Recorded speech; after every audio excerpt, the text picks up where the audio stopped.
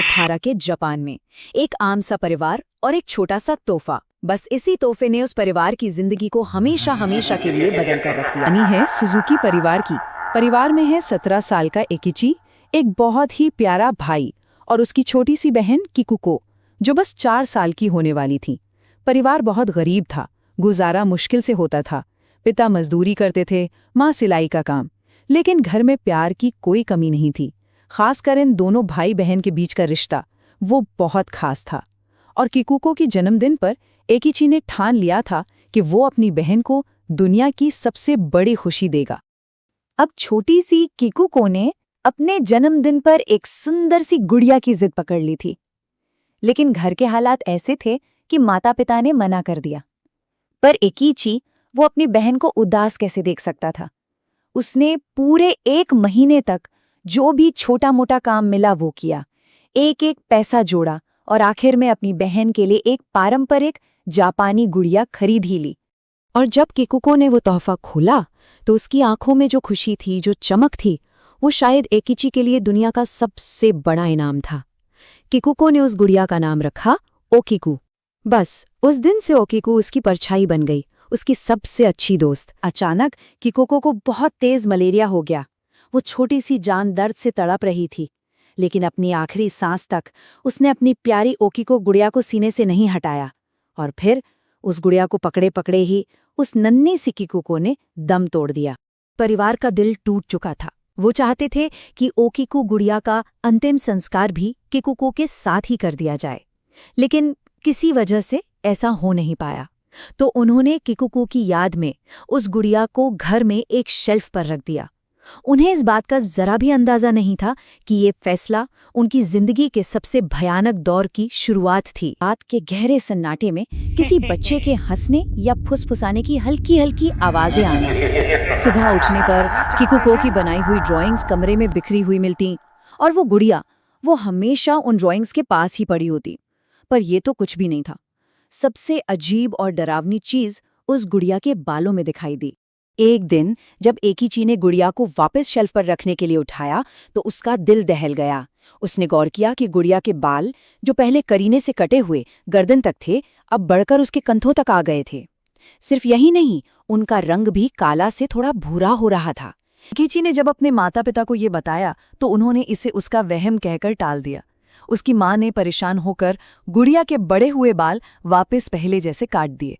और बस यही उनकी सबसे बड़ी, सबसे भयानक गलती थी। उन्हें अंदाजा भी नहीं था कि उन्होंने अनजाने में किसी सोई हुई बुरी ताकत को जगा दिया था। बाल काटने की उस एक घटना ने मानो सब कुछ बदल दिया। अब तक जो सिर्फ एक अनजाना डर था, वो अब खुलकर सामने आ गया।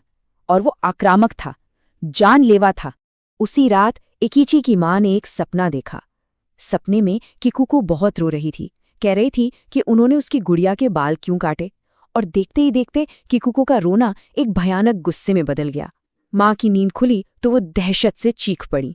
वजह, वो ओकिको गुड़िया उनकी छाती पर बैठी थी। अब डर की सारी हदें पार हो चुकी थीं। परिवार के तीनों सदस्य उस गुड़िया से खौफ खाने लगे थे। उन्होंने फैसला किया कि अब इससे छुटकारा पाना ही होगा। एकिची के पिता ने गुड़िया को उठाया और घर के पास एक खेत में ले जाकर उसे जमीन में दफना दिया। उन्हें लगा शायद अब सब ठीक हो जाएगा, लेकिन उस रात जो हुआ उसने उनके होश उड़ा दिए। आधी रात को अचानक घर का दरवाजा कोई जोर जोर से पीटने लगा। इतनी जोर से कि पूरा घर हिल रहा था। ऐसा लग रहा था मानो कोई दरवाजा तोड़कर अंदर घुसना चाहता है। और फिर अचानक सब कुछ शांत हो गया, एकदम खामोशी। हिम्मत करके पिता ने दरवाजा खोला और सामने वही ओकिको गुड़िया खड़ी थी। इससे पहले कि कोई कुछ समझ पाता, उसके बाल हवा में लहराए और बिजली की तेजी से बढ़कर पिता की गर्दन से लिपट गए। वो उनका गला घोंटने लगे। पूरा परिवार बेबसी से देख रहा था। तभी एकिची के मुंह से चीख निकली, किकुको। और जैसे ही उसने अपनी बहन का नाम पुकारा, सब कुछ थम गया। बाल पीछे हट गए और गुड़िया बेजान होकर जमीन पर गिर पड़ी। उस रात हमला तो टल गया, लेकिन डर अब उनके दिलों में हमेशा के लिए बस गया था। उन्हें क्या पता था कि ये तो सिर्फ शुरुआत थी, एक ऐसे खौफनाक सिलसिले की जो अगले कई सालों तक उनका पीछा नहीं छोड़ने वाला था। ये डरावना सिलसिला 1-2 दिन या 1-2 साल नहीं, बल्कि पूरे 20 साल तक चला। सोचिए जरा, 20 साल, और हर साल जैसे ही किकोको के जन्मदिन का समय पास आता, ये अजीब और डरावनी घटनाएं और भी ज्यादा बढ़ जाती। आखिरकार 20 साल इस खौफ में जीने के बाद परिवार ने हार मान ली। उन्होंने उस गुड़िया को जापान के मेनिनजी बौद्ध मंदिर के भिक्षुओं को सौंप दिया। उन भिक्षुओं ने उसे पवित्र करने की, उसके अंदर की शक्ति को शांत करने की हर मुमकिन कोशिश की, लेकिन उस श्रापित गुड़िया पर किसी भी चीज का कोई असर नहीं हुआ।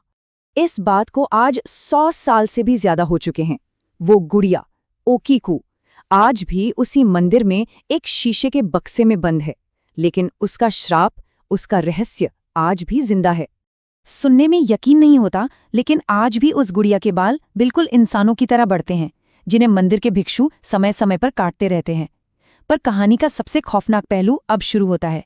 लोगों का कहना है कि उसका मुंह, जो हमेशा बंद रहता था, अब धीरे धीरे खुल रहा है और उसके अंदर छोटे छोटे इंसानी दांत उगने लगे हैं।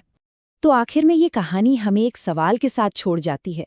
क्या ये सच में एक दुखी बच्ची की आत्मा है जो अपनी सबसे प्यारी चीज से जुड़ी हुई है, या फिर किकोको की मौत के बाद किसी और, कहीं ज्यादा भयानक चीज ने उस गुड़िया को अपना घर बना लिया है?